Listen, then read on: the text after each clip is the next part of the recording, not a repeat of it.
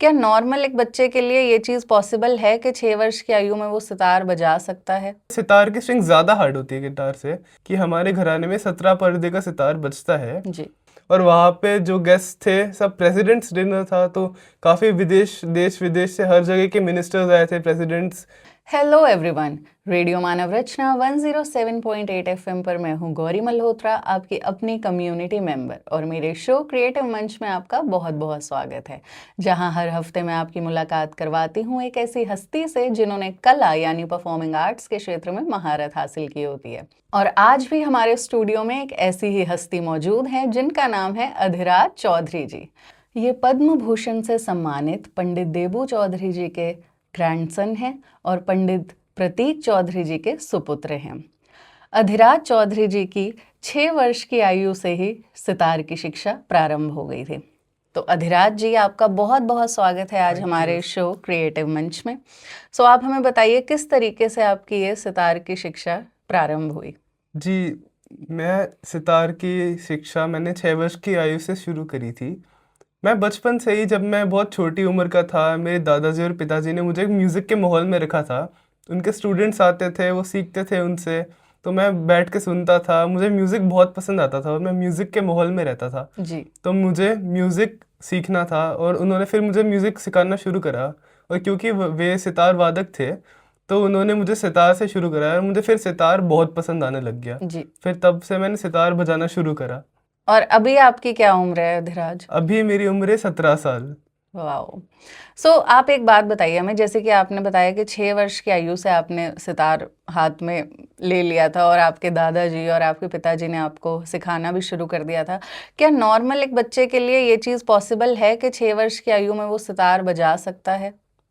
जी, बिल्कुल पॉसिबल है। अगर अगर 6 वर्ष की आयु में सितार अगर बजाना है, तो अगर इंटरेस्ट है किसी को म्यूज़िक में, तो पेरेंट्स का भी हाथ होना चाहिए। क्योंकि पेरेंट्स अगर किसी बच्चे को अगर म्यूज़िक की फील्ड में डालना चाहते हैं और सिखाना चाहते हैं, तो फिर उन्हें एफर्ट लेना पड़ेगा सिखाने के जी। लिए। एंड अगर बच्चे को इंटरेस्ट है 6 वर्ष की आयु में, तो सितार वो कोई भी सीख सकते हैं। अगर आपके फैमिली में म्यूज़िक है तो एक एडवांटेज हो जाता है, क्योंकि आप म्यूज़िक के माहौल में रहते हैं, जी। आपको बहुत सुनने को मिलता है और सीखने को मिलता है। तो वो एक बिल्कुल। एडवांटेज होता है। पर आप किसी भी आयु में आप सीख सकते हैं सितार। जी। और जैसे कि हमने सुना है जो लोग गिटार बजाते हैं, गिटार के बारे में ज़्यादा ऐसा सुना है हमने कि उसमें उंगलियां काफ़ी छिल जाती है, तो क्या सितार में भी ऐसा होता है? जी, सितार में भी ऐसा होता है। गिटार की स्ट्रिंग्स होती इतनी हार्ड नहीं होती, पर सितार की स्ट्रिंग ज़्यादा हार्ड होती है गिटार से। और हम 2 ही फिंगर्स का यूज़ करते हैं, तो उसमें सितार के स्ट्रिंग में ज़्यादा कैलिसेस पड़ती है उंगलियों पे। जी। तो वह लाइंस इंपॉर्टेंट होती है मेरे हिसाब से, और वे बहुत इंपॉर्टेंट होती है। अगर सितार आपको बजाना है तो आपकी उंगलियों में लाइंस होनी चाहिए, तभी आप अच्छे से बजा सकते हैं, वरना हर बार में दर्द होता रहेगा। और शुरुआत करने से सितार की तो दर्द हर किसी को होता ही है, पर बाद में जब आप प्रैक्टिस करते हैं तो वो दर्द धीरे धीरे जाने लगता है। जी।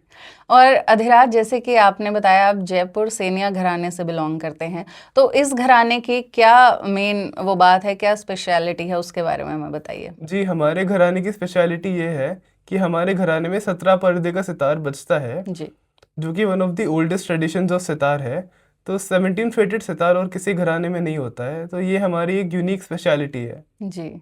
अधिराज, जैसे कि हमने देखा है कि शास्त्रीय संगीत वोकल म्यूजिक में हमारे अगर हम राग गाते हैं तो उसमें स्टार्टिंग में आलाप होता है, फिर स्थाई, अंतरा, देन ताने होती है, बट जो सितार का एक फॉर्मेट होता है उसमें क्या रहता है? जी, सितार के फॉर्मेट में वोकल म्यूजिक से काफ़ी मैच करता है, बट जी। सितार में और काफ़ी चीज़ें भी होती है। जैसे कि अ, आलाप हो गया, उसके बाद स्थाई अंतरा। और जैसे कि स्थाई अंतरा आपको अगर लेना है तो पहले हम विलंबित करते हैं, वोकल में भी विलंबित जी। होता है। जी। जी। सितार में एक और चीज़ होती है, मसिद खानी बंदिश है, जी। जिसमें बोल का काम होता है सितार में। उसके बाद सितार में एक एक्स्ट्रा अलग चीज़ है कि ध्रुत के बाद झाला होता है, जी। जो वोकल में नहीं होता है। तो सितार में ये एडिशनल चीज़ें हो सकती है। जी। जी। जी। तो ये काफ़ी आपने हमें अच्छी चीज़ बताई इंस्ट्रूमेंटल म्यूजिक सितार के बारे में। तो क्या अभी आप हमें क्या प्ले करके सुनाने जा रहे हैं सितार पर? जी, अब मेरी कोशिश रहेगी आज जाने की जिद ना करो प्रस्तुत करने की।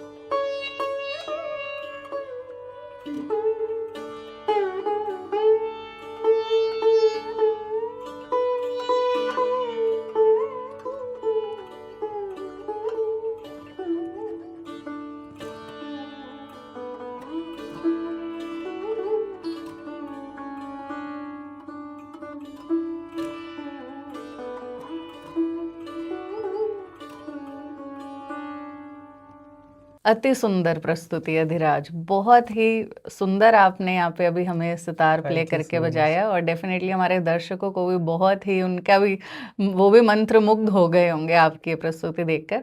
सो बहुत ही अमेजिंग लगा। Thank you so much. अब अधिराज हम बात करते हैं आपकी उपलब्धियों की। आपने बहुत ही बड़े बड़े मंचों पर अपनी प्रस्तुतियां दी हैं, उनमें से आपका एक मंच ऐसा भी रहा है G20 समिट का, जी। तो इसके बारे में हमें आप बताइए। G20 में मुझे बजाने का मौका मिला तो मेरा बहुत ज़्यादा सौभाग्य था और मैं बहुत फॉर्चुनेट था। मुझे वहाँ पे बहुत लोगों से मिलने का मौका मिला, बहुत आर्टिस्ट से, और वहाँ पे मुझे बहुत नए नए इंस्ट्रूमेंट और पुराने इंस्ट्रूमेंट जो कि बहुत रेयर है इंडिया में, जी मुझे सब सुनने का मौका मिला, सबके साथ बैठने का मौका मिला और म्यूज़िक एक्सपीरियंस करने का मौका मिला। और वहाँ पे जो गेस्ट थे सब प्रेसिडेंट्स डिनर था, तो काफ़ी देश विदेश से हर जगह के मिनिस्टर्स आए थे, प्रेसिडेंट्स, प्राइम मिनिस्टर्स सब आए थे वहाँ पे। तो उन सबके सामने हमारी जब परफॉर्मेंस थी मुझे बहुत ऑनर्ड फील हुआ। तो जी काफ़ी अच्छा एक्सपीरियंस था मेरा G20 का। जी। और आप इतनी कम उम्र में आपने इतनी लोगों के साथ आपको एक्सपीरियंस हुआ, इतने बड़े मंच पे आपने जी सितार प्ले किया, तो ये अपने आप में ही बहुत जी, बड़ी आई बात एम है। Very fortunate for that. जी जी जी। सो अब इसके अलावा मैं आपसे ये पूछना चाहूँगी, जैसे कि आपकी एक CCRT की जो स्कॉलरशिप है, इसके बारे में भी हमें बताइए, और सुबु लक्ष्मणी जो ये फेलोशिप है, ये क्या चीज़ है? इन दोनों ही अपनी उपलब्धियों के बारे में हमें बताइए। जी, CCRT एक गवर्नमेंट ऑर्गेनाइजेशन है जो म्यूजिशियंस को रजिस्टर करते हैं और उनको साथ में परफॉर्म करवाते हैं time to time from a year I think, या फिर कभी जब भी होता है उनका जी इवेंट। और उसमें म्यूजिशियंस को बहुत एक्सपोजर मिलता है और मुझे भी बहुत एक्सपोजर मिला था। तो जब मैं CCRT में मैंने ज्वाइन किया था 2019 में, तब मैं काफ़ी छोटा था, तो मुझे तब समझ नहीं आया था कि है क्या। जब बाद में जाके जब मुझे बजाने का मौका मिला CCRT में, बहुत लोगों के साथ कोलैबोरेट करके साथ में बजाने का, साथ में मिलने का मुझे मौका मिला सबसे, तब मुझे अच्छे से पता चला।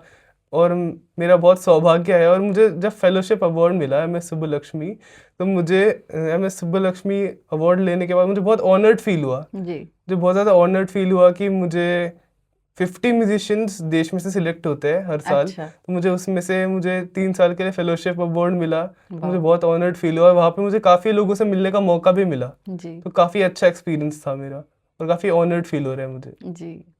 तो दर्शकों, मैं आपको बता दूं कि अधिराज अभी खुद ही 17 साल की उम्र है, और ये 6 वर्ष से, कितनी छोटी एज होती है 6 वर्ष, तो उससे तब से ही ये अपना सितार प्ले कर रहे हैं, सितार की शिक्षा इन्होंने ग्रहण की है और बहुत ही उपलब्धियां इन्हें प्राप्त हैं। इन्होंने बहुत ही अच्छे अच्छे मंचों पर अपनी प्रस्तुतियां दी हैं।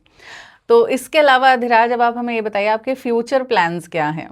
मेरे फ्यूचर प्लान्स ये है कि मुझे और मेहनत करनी है, जितनी हो सके मुझे अच्छे से मेहनत करनी है, घराने का नाम आगे लेके जाना है, पिताजी दादाजी का नाम रोशन करना है और घराने को आगे लेके जाना है। बिल्कुल हाँ जी। बिल्कुल, बहुत अच्छी आपकी एक सोच है ये, कि अपने घराने को ही आपको आगे लेकर जाना है, और वो एक तरीके से बहुत ज़रूरी भी है। जी तो अधिराज, अंत में मैं आपसे पूछना चाहूँगी कि जो लोग संगीत में ही अपना करियर देखते हैं, उनके लिए आप क्या एक मैसेज देना चाहेंगे? जी, वैसे मेरी उम्र तो काफ़ी कम है मैसेज देने के लिए और ज़्यादा अनुभव नहीं है। पर मैं ये ज़रूर कहना चाहूँगा कि जो भी लोग संगीत सीखना चाहते हैं यंग उम्र में, उनको उनको एक अच्छे गुरुजी के पास जाना चाहिए। कोई भी गुरु, उनको अच्छे गुरु के पास जाना चाहिए और उनको संगीत में अपनी रुचि लानी चाहिए अच्छे से, और संगीत सुनना चाहिए। जी। संगीत सुनना बहुत इम्पोर्टेंट है और एक अच्छे गुरु के पास जाना बहुत इम्पोर्टेंट है। तो मैं यही कहना चाहूँगा। Thank you so much Adhiraj, आज आपसे मिलकर बहुत ही हमें खुशी हो रही है, और आपने इतना अच्छा हमें सितार बजाकर सुनाया। थैंक यू सो मच, आपने अपना कीमती वक्त थैंक यू निकाला सो मच, हमारे थैंक यू सो क्रिएटिव मंच मच। शो के लिए। Thank you so much. So दोस्तों, अब वक्त हो चला है आपसे विदा लेने का। अगले हफ्ते फिर से मुलाकात होगी एक ऐसे ही किसी हस्ती के साथ। तब तक के लिए देखते रहिए क्रिएटिव मंच on 107.8 FM। Feel good feel life, और मुझे यानी गौरी मल्होत्रा को दीजिए इजाजत।